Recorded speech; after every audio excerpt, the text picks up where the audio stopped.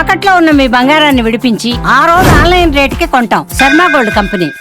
నమస్కారం, welcome to Suman TV. నేను గీతాంజలి. రామాయణానికి సంబంధించి మనలో చాలా మందికి ఎన్నో సందేహాలు ఉంటాయి.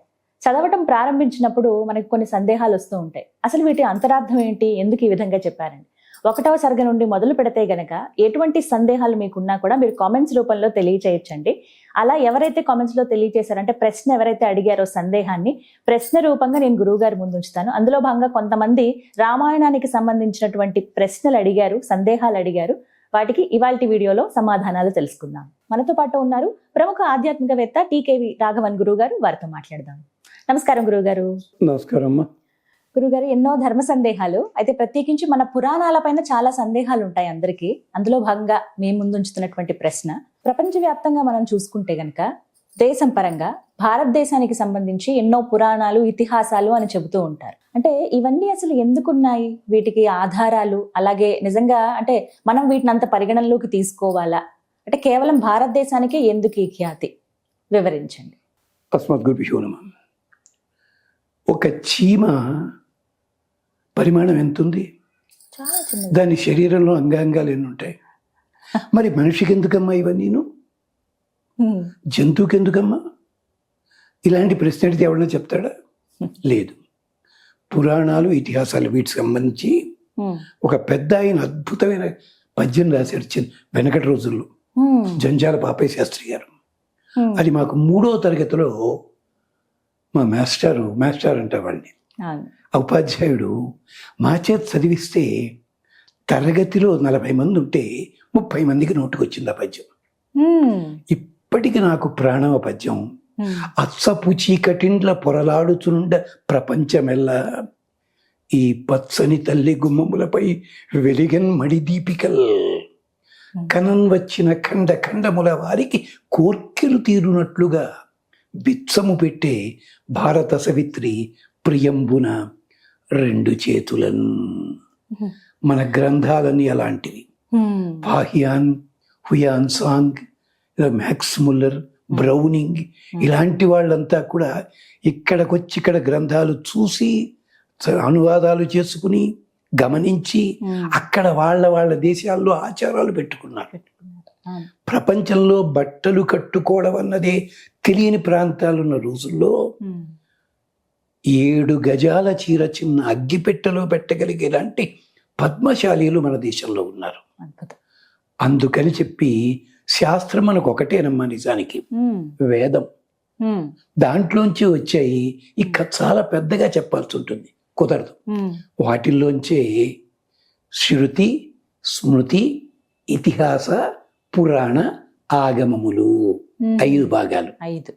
ఒకటి వేదం, రెండోది శృతి. శృతి అంటే పెద్దలు ట్రిటైజెస్ అన్న కోడ్ ఆఫ్ కాండక్ట్, అది రెండోది. మూడోది ఇతిహాసము. ఎదురు అడగకూడదు దాన్ని. ఇండియన్ పీనల్ కోడ్ ఉంది, ఎదురు అడుగుతామా? అది రూల్ అంతే, ఎలా పెట్టారు వాళ్ళు.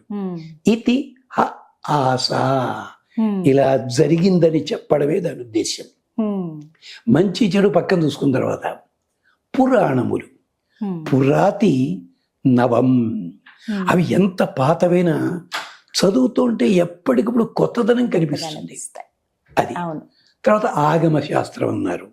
ఆగమం అంటే మీ ఆరాధన, దేవతారాధన కోసం, దానికోసం పడేది ఇది. దీంట్లో మీరు అడిగింది ఇతిహాసం అంటే రామాయణము, భారతము. ఇతిహ ఆశ ఎందుకని? మనకి వెలుతురు ఇచ్చేవాళ్ళు ఇద్దరే, సూర్యుడు, చంద్రుడు. సూర్యవంశీయుల చరిత్ర రామాయణం అయితే చంద్రవంశీయుల చరిత్ర భారతమైంది. ఈ రెండిటికి లింకులు కొన్ని ఉంటాయి, మనం మిస్ అవుతున్నవి. అక్కడ దానికోసం భాగవతము, పురాణం వచ్చింది. అంటే రామాయణ, భారత, భాగవతములు 3 వచ్చాయి. ఈ పురాణాల్లో ఉన్నటువంటి కొన్ని లింకులు మనకి అంతా గౌక్కుని, అలాంటి వాటి కోసం వ్యాసుడు ఏం చేశాడంటే, ఇప్పుడు ఎలాగైతే తరగతి గదిలో పాఠం చెప్పేటప్పుడు ఆ టీచరు ఎక్స్పీరియన్స్ ఉంటే ప్రతి ఒక్కడికి వాడికి తగినట్టుగా చెప్పినట్టుగా, ఇంట్లో 10 మంది పిల్లలు ఉండేవారు వెనకటి రోజుల్లో, వండేది ఒక అమ్మాయి, వండేది ఒకటే, అది 10 మందికి కావాల్సినట్టుగా పెట్టినట్టుగా వ్యాసుడు 18 పురాణాలు రాసి పెట్టాడు మనకి. 18 నాకు శివుడు అంటే ఇష్టం, కొన్ని పురాణాలు చెప్పాడు. లేదండి నాకు వాయుదేవుడు అంటే ఇష్టం అని ఏదో పక్కనట్టే పెట్టండి. అందుకని మనకి ముందు మనం మాట్లాడుకునేది రామాయణ, భారత, భాగవతములు. మనకి దాంట్లో తమాషా ఉంది. మరి పండితులు ఎవరన్నా గమనించారు లేదో, మనుషులందరినీ కూడా ఏమంటారు? జనులు అంటారు. జనులు దాన్ని ఏమంటారు? జనత సంస్కృతంలో. తమాషా ఏమిటో తెలుసా అమ్మా? భాగవతంలో మొదటి శ్లోకం జకారంతో ప్రారంభమవుతుంది, జన్మాద్యత అని చెప్పి. భారతంలో నకారంతో ప్రారంభమవుతుంది, నారాయణం నమస్కృత్య అని చెప్పి. అదే రామాయణంలో తకారంతో ప్రారంభమవుతుంది, తపస్వాధ్యాయర్థం. జనత అని మీ మానవుల కోసం వచ్చాయిరా బాబు ఇవన్నీ అంటున్నాడు పరమాత్మ మన కోసం. అందుకని అంటే మనం రివర్స్ లో చేసేమి ఏంటంటే, ముందు రామాయణం, తర్వాత భారతం, తర్వాత భాగవతం వచ్చాయి. మనం రివర్స్ లో కదా ఎప్పుడు చూసలేదు. అంకెలు ఇలా వేస్తాం, చదివేది 1 10 అలాగనమాట ఇది. అంటే దీంట్లో ఉన్న కథలని కథలుగా తీసుకోకండి, అవి జరిగిన మాట కరెక్టే. ఆ కథల లోపల ఏం జరిగింది, ఎందుకు జరిగింది అన్నదానికి ఆధునికులైన వాళ్ళకి దెబ్బ ఒకటి ఉంది.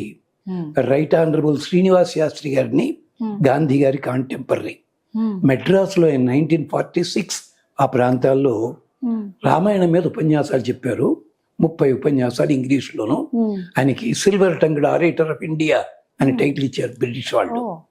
దాంట్లో ఓపెనింగ్ లోనే మాట చెప్పారు, నాయన నేను తెలుగులో చెప్తున్నది, ఆ గ్రంథాలు రైటా తప్ప మాట్లాడడానికి నీకు అధికారం లేదు.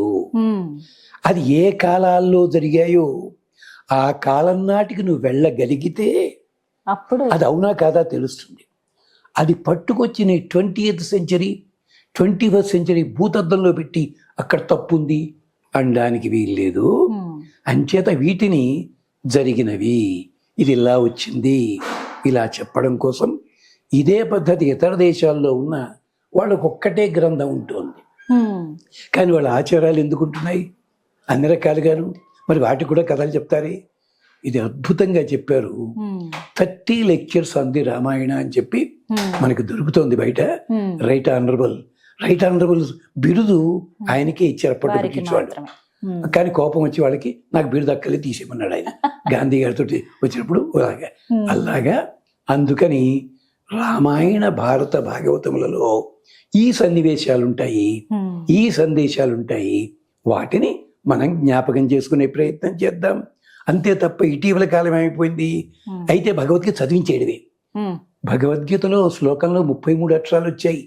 ఇవాళ కనిపించటం లేదా? 32 ఉండాలి. ఒక శ్లోకంలో 33 వచ్చాయి. కనిపించలేదా పండితులకి? చెప్పరే. అలాగైతే రామాయణం నోటికి వచ్చినట్టు చెప్తున్నారు.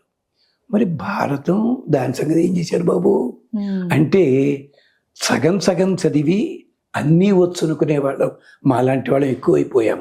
అందుకని చెప్పి దీంట్లో ఉన్న రహస్యాలు చూద్దాం క్రమంగా. ఒక్కొక్కటి అడిగే ప్రశ్నలు చెత్త ప్రశ్నలా ఉండొచ్చును, అద్భుతమైన సమాధానం వాటిల్లో దొరుకుతుంది. అది విశేషం.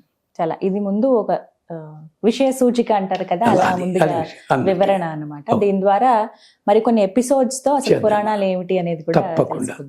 ధన్యవాదాలు గురువు గారు. సంతోషం అండి. నమస్కారం.